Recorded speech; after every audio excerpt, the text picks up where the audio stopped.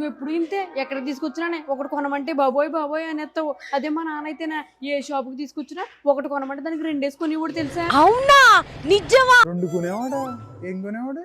మా ఇంటి పక్కన షాప్ ఉండేది అనమాట, చాక్లెట్ల షాపు. అక్కడికి వెళ్ళగా నేను ఓ చాక్లెట్ కొనివి డాడీ అంటే 2 చాక్లెట్లు కొనిచ్చివాడు ఎంచకని. ఏం మాట్లాడుతున్నావురా? ఆ పక్కన జడకు రబ్బర్ బ్యాండ్లు వేసుకోవడానికి 2 రబ్బర్ బ్యాండ్లు కొనివ్వమంటే 4 రబ్బర్ బ్యాండ్లు ఇచ్చివాడు. అలాగే ఎక్కడికి వెళ్ళినా సరే ఒకదానికి 2-3 కొని ఇచ్చివాడు ఎంచకని. నువ్వు ఉన్నావు తీసుకొచ్చి ఒక్కటి కొనమంటే చాలు బాబోయ్ నేను కొనలేను బాబా అంటున్నావు. నేను చూసేసాను, ఈ జన్మకి చాలు, నేను పోతాను అన్నయ్య, నేను పోతాను. ఎలాగైనా నాన్నలే ఎంత ప్రేమగా చూసుకునేవారు. ఏంటి మీ నాన్న కొందేమో చాక్లెట్లు బ్యాండ్లు, నాకేమో డైమండ్లే. ఏదైతే ఉంది ఆడోళ్ళు ఇలా కొనాలి అనగానే కొనిచ్చేయాలి అంతే. ఒకటైతే 2 అయితే చూడు ఎంత బాగున్నాయో. దేవుడు పైనే భారం వేసాం.